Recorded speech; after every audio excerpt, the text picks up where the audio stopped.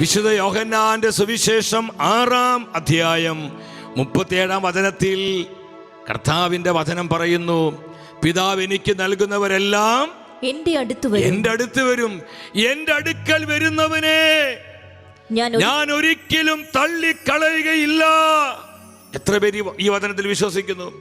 എൻ്റെ അടുക്കൽ കർത്താവായ യേശുവിന്റെ അരികിൽ അവിടെ ജാതിയോ മതമോ വർഗമോ ഭാഷയോ ജനതയോ ഗോത്രമോ കുലമോ കുടുംബമോ പാരമ്പര്യമോ ഒന്നും ഒരു വിഷയമല്ല. ആരെല്ലാം കർത്താവിന്റെ അരികിലേക്ക് വരുന്നവോ അവരെ ഒരു നാളും തള്ളിക്കളയാത്തവനാണ് നമ്മുടെ കർത്താവായ ഈശോ. ഹല്ലേലൂയാ, ഈശോയെ നന്ദി. ഒരു നാളും തള്ളിക്കളയാത്തവൻ. അതുകൊണ്ട് നമ്മൾ മടിക്കരുത്. എനിക്ക് കരുണ കിട്ടുമോ? എനിക്ക് രക്ഷപ്പെടാൻ പറ്റുമോ? എനിക്ക് അനുഗ്രഹം പ്രാപിക്കാൻ പറ്റുമോ? പരിശുദ്ധാത്മ ശക്തിയാൽ എനിക്ക് നിറയാൻ പറ്റുമോ? എൻ്റെ കുടുംബം ഗതി പിടിക്കുമോ? എൻ്റെ മക്കൾ അനുഗ്രഹിക്കപ്പെടുമോ? എൻ്റെ തകർച്ച വിട്ടുമാറിപ്പോകുമോ? സംശയിക്കേണ്ട. കർത്താവിന് അരികിലേക്ക് ആരെല്ലാം വരുന്നുവോ അവർ ഒരിക്കലും അവിടുന്ന് തള്ളിക്കളയുന്നില്ല, മാറ്റി നിർത്തുന്നില്ല. പ്രത്യാശ തരുന്ന വചനമാണ് പ്രിയപ്പെട്ടവരെ. ഹല്ലേലൂയ. കർത്താവിൻ്റെ ഹൃദയത്തിൽ അഭയം തേടുക. അതാണ് നമ്മുടെ സംരക്ഷണ കൂടാരം.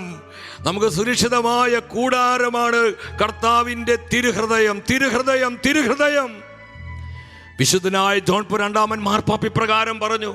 നിങ്ങൾ സാധിക്കുന്ന സ്ക്രീനിലോട്ട് നോക്കി ഒരുമിച്ച് വായിക്കണം. പരിശുദ്ധാത്മാവിൻ്റെ വലിയ അഭിഷേകത്തില് ജോൺ പോൾ രണ്ടാമൻ മാർപ്പാപ്പ സഭയ്ക്ക് വളരെ അനുഗ്രഹീതനായ മാർപ്പാപ്പയായിരുന്നു.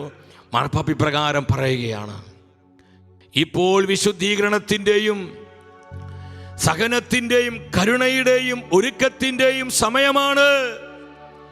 സാഹചര്യങ്ങൾ വിവേചിച്ച്, കാലഘട്ടത്തെ വിവേചിച്ച് സഭയുടെയും ലോകത്തിൻ്റെയും ചരിത്രത്തിൽ നിർണായകമായ ഈ ഘട്ടത്തിൽ കർത്താവിൻ്റെ കരുണയ്ക്ക് വേണ്ടി യാചിക്കുക.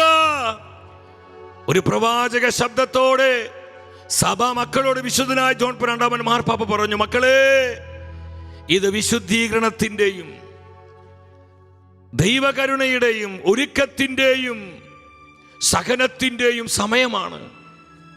കുറച്ച് വർഷങ്ങൾക്ക് മാർപ്പാപ്പ പറഞ്ഞതാ. എത്ര അർത്ഥവത്താണ് നമ്മൾ കടന്നു പോകുന്ന ഈ മഹാമാരിയുടെ, ഈ പ്രതിസന്ധിയുടെ ഈ നാളുകള്. ഇത് സഹനത്തിന്റെ നാളുകള്. മാർപ്പാപ്പ പറയാ, ഇതൊരുക്കത്തിനുള്ള സമയമാണ്. ഇത് ദൈവകരുണയ്ക്ക് വേണ്ടി ചങ്ക് പൊട്ടി നിലവിളിക്കേണ്ട സമയമാണ്.